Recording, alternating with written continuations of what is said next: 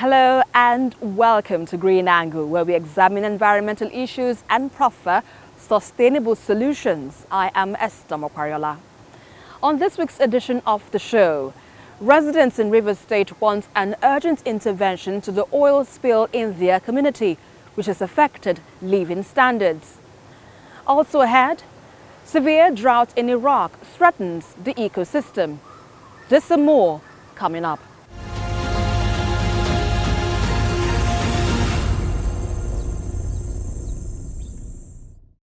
The extent of oil spill in the Niger Delta is alarming, such that most of the locals in the affected communities don't have access to clean source of drinking water. Correspondent Uche Okoro visited Rumuekwe community in Rivers State and tells us the extent of environmental degradation ravaging the area.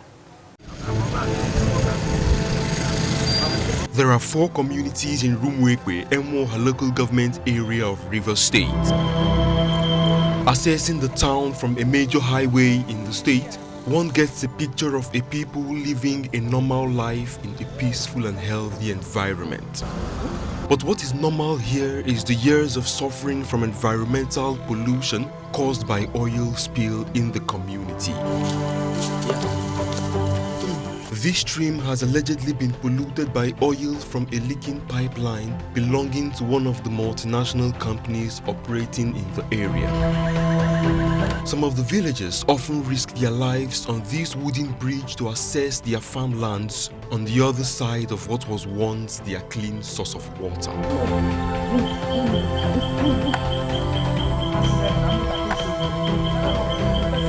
Before, we have us finish. Machine go around, come go house. Because of the road, see how they suffer. We had the cut for head. Some woman they fall inside there. The other 4 days today, where pass. 3 women fall there, 1 wound, like the break for this crude oil. So my brother, my children, no be small. Anyhow, I go help us make an help us here. Suffer, no be small, suffer. Woman, the suffer. The kind of the suffer where we the suffer for here, we are afraid of the suffer because our cassava say we are spoiling for bush because we are not have cassava, we are not have root, we are not have water. Even for the fish say we are not have anything. We need to go to tell government, let them help us for the road, let them do this road for us because we are suffering. Both our mama with your papa self, even some of them say we are falling inside this water. We are not happy to with our children is not happy.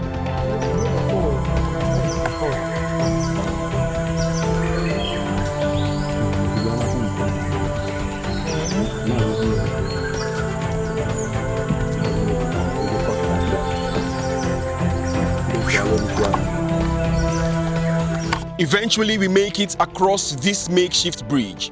But for many residents of Rumuekwe community, like that woman over there, it's a risk they have to take on a daily basis.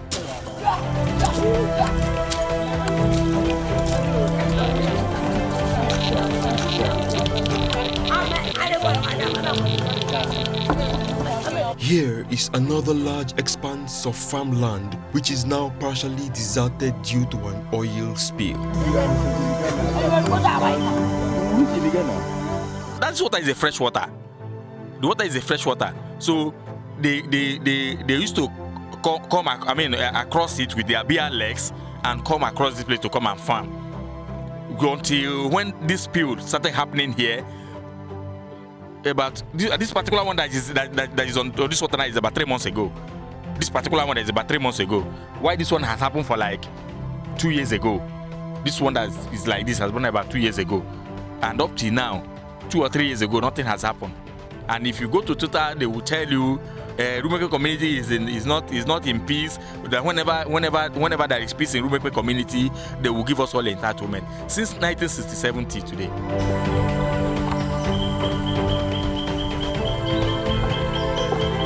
The environmental hazard of this oil spill.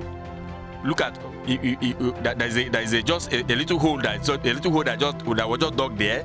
There are a lot of crude oil there that is coming out from the ground. If at this depth we can see crude oil gathered in this hole, what happened to the water table?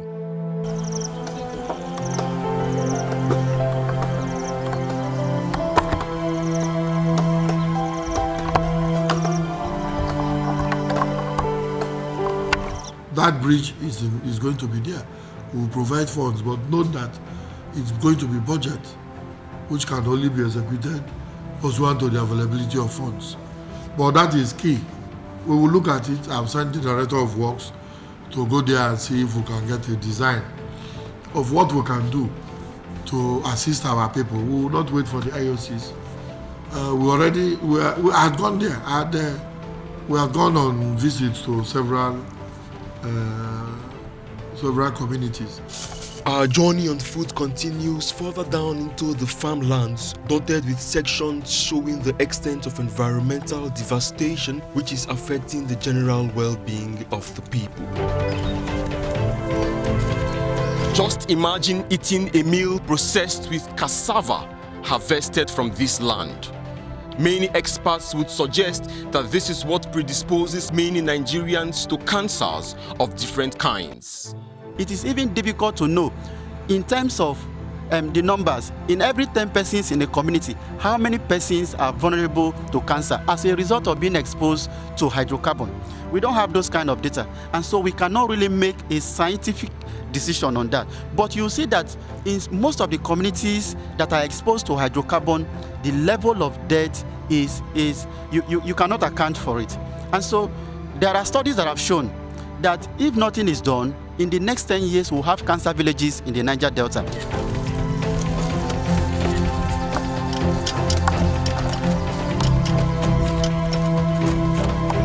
The cassava they rot finish for ground. I said the oil they touch the cassava. Road where would they pass itself no way. Would they suffer where? The oil they pass ground they kill our cassava for farm. We want the people concerned to come and help us to maintain the place as it was before, so that we can make use of it, we can farm and get our crops, because the mainstay of this community is farming. So without farming we cannot do. So they should come to do something there so that we can get our land back. Environmentalists have also raised concerns on the health implications of consuming water from natural sources in Rumwekwe town.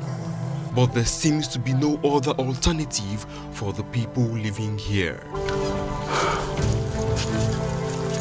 The first thing in communities like that is to provide a source of potable drinking water. If you do not provide, they will continue to drink what they have, and you know what that will do to their health. And one of the reasons why we continue to have lower life expectancy in the Niger Delta is because of the many ways we take in crude oil into our system. If you are not taking it through water or food, you are taking it through the air you are breathing in terms of soot. If you are not taking it in terms of soot, you are taking it in terms of sore on your body when you have an injury and particles of oil is splashing on it. So we have multiple ways we are taking in hydrocarbon. On our part, we are also going to open discussions with the IOCs, especially Shell, Ajib and Total, with another one they call NDPR, so that they come to the aid of the community. They have no source of drinking water. So let's see what we can do in the immediate.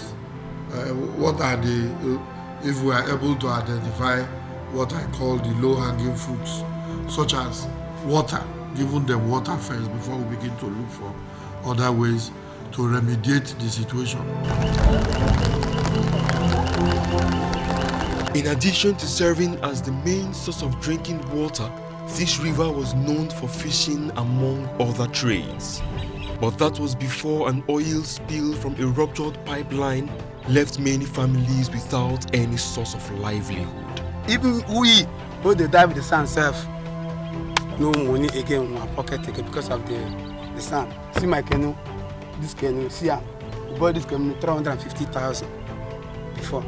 But if you go buy this canoe now again, this one canoe try a day inside the river because of we know if you enter the river again.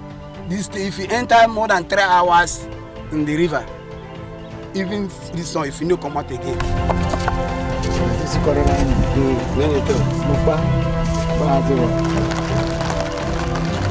The communities blame the oil companies for the environmental degradation, but it is believed that artisanal refining of crude has also contributed significantly to the problem. You know, the IOCs, they would not want to bother, but we will do our best. We'll draw their attention to it. They have not been very responsible, despite the fact that the citizens too also have a share of the blame. I've always told people that you don't dig a hole just in an attempt to cover another. You still have a hole. Even if the IOCs have not been responsible and responsive, going to crack the pipes and bust them with a view to refining yours artisanally and all that wouldn't solve the problem. With no end in sight to the menace of oil spill in the Niger Delta region and inadequate mitigation efforts, the affected communities appear to have resigned to fate. Stakeholders say the intervention of the National Oil Spill Detection and Response Agency, NOSDRA, leaves much to be desired. We need to ensure that NOSDRA, the National Oil Spill Detection and Response Agency, has the necessary capacity and competence to respond to oil spills. Because if oil spill happens in a community and for 2-3 days up to 1 week, there is no agency of government responding to that, it becomes an issue, because the more oil is moving into different compartments of the environment, the more it is causing impact. So NOSDRA needs to be very, very well equipped to respond to issues of oil spill, and that is why we are pushing the NOSDRA Amendment Bill. We did mention in the National Assembly that the PIB was not going to be effective without the NOSDRA Amendment Bill being passed into law.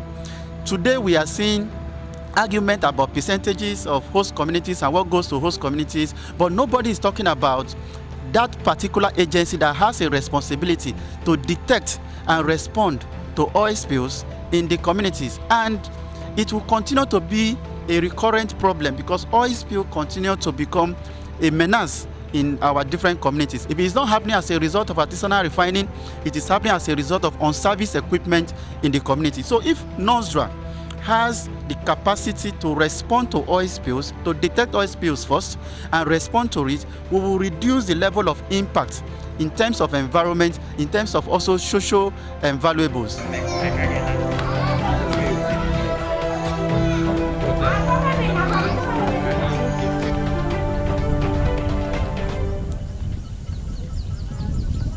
Again, scientists have warned that human activities are causing climate change and making weather events more frequent and severe. Well, following this concern, environmental activist Nemo Bassi tells me how devastating this could be for the African continent and what needs to be done to prevent catastrophic natural disasters.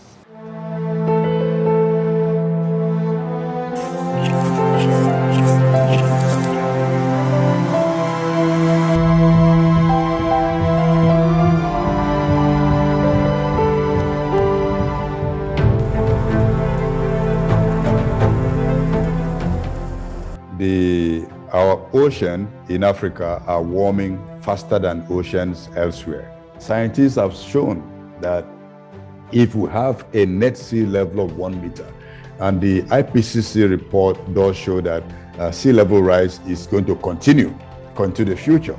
So if we end up having 1 meter sea level rise, we're going to have the entire coastal region covered in flood.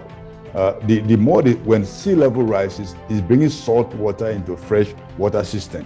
So even communities who manage to survive along the coast will not have fresh water for drinking. At the same time, we're having increased desertification. Imagine sandstorms in northern Nigeria because of poor management of water resources. If the Lake Chad dries up, for example, because of insufficient water to recharge the lake, which happens from irrigation and too much extraction of water from the lake and less rainfall. If that happens, we're going to have more crises in the northeast. And then there will be a direct impact on food production.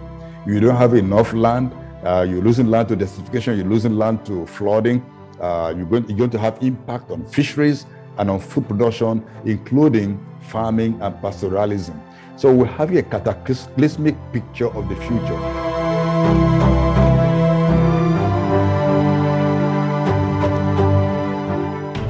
We're seeing increased temperature, we're seeing floods, and even the big cities in Nigeria are not ready to handle floods.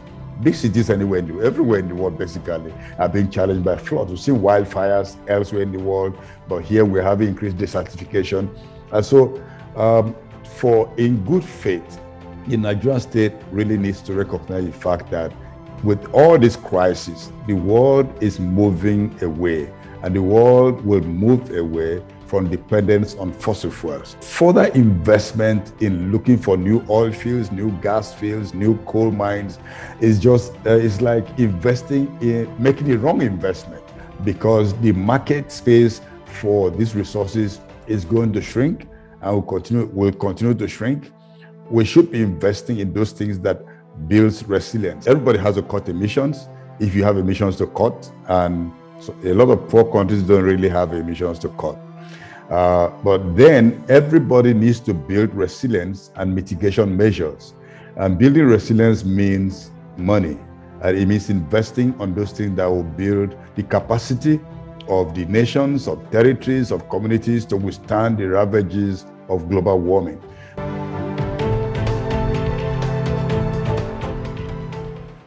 Green Angle returns after this break. Stay with us.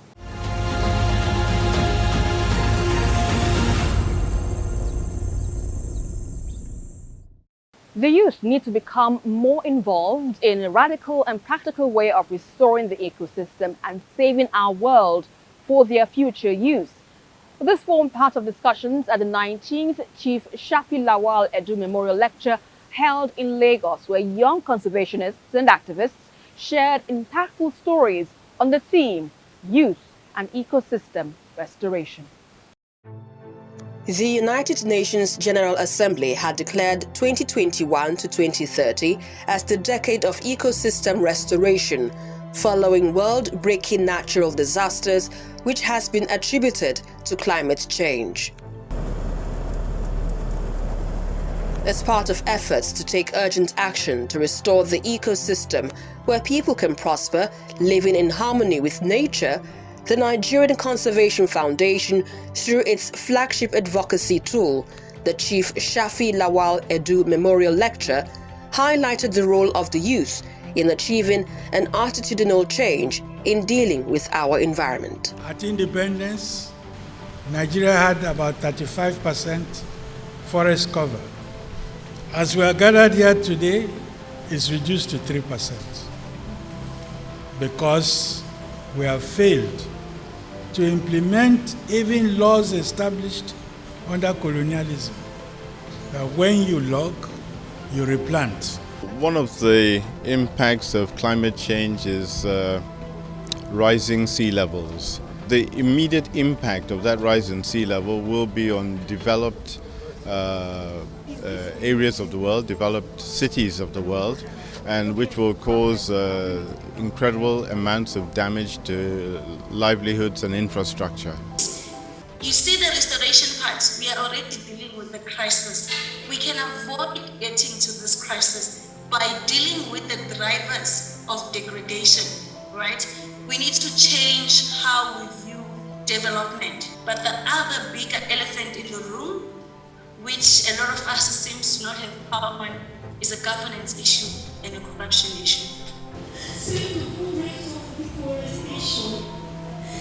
Some young conservationists share their impact stories on ecosystem restoration and re-echo the need to save our world from total destruction. Through my platform, I've been able to visit communities, individuals, and also religious leaders to take the campaign of community tree planting to their doorstep. We don't have another planet, basically. And as long as we are air in our nostrils, this is the planet that we can survive in. And this is a decade of action. And if we don't take action, we just wake up to see that we don't have any planet anymore. In the meantime, 2 deserving students were awarded grants worth 2 million naira to support their projects in nature conservation and sustainable livelihood.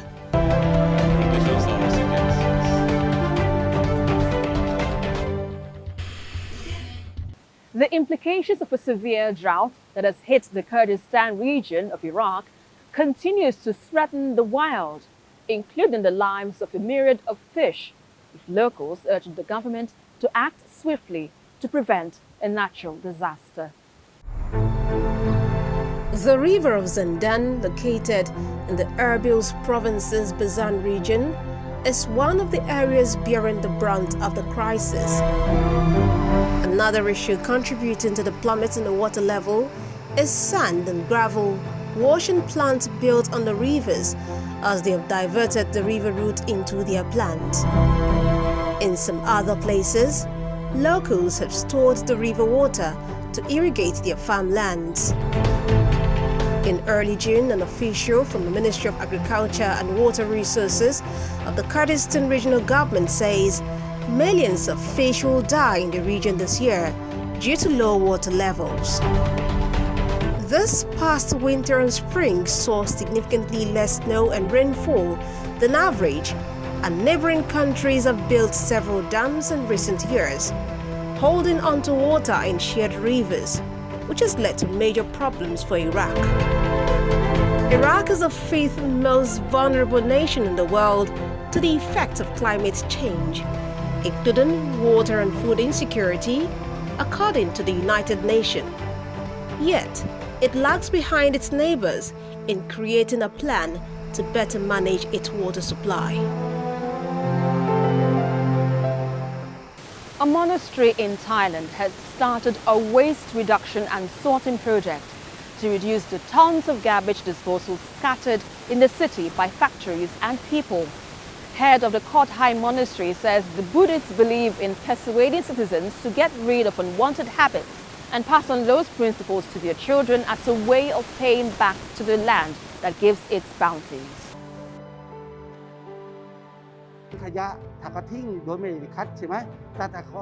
Wherever we are, we must give love to the environment. This is gratitude. Just like the way we pay money to Thailand, the country we live in. We live on this earth, so we must also repay the earth for what it has given us. This plan is very effective. When children learn the value of trash, they understand that throwing away the milk bags will make them useless. But after this step, they see how useful those chairs and plant pots are, or even the green boxes when they pour leftovers. They will learn that they can sell the trash in their homes and earn money from it.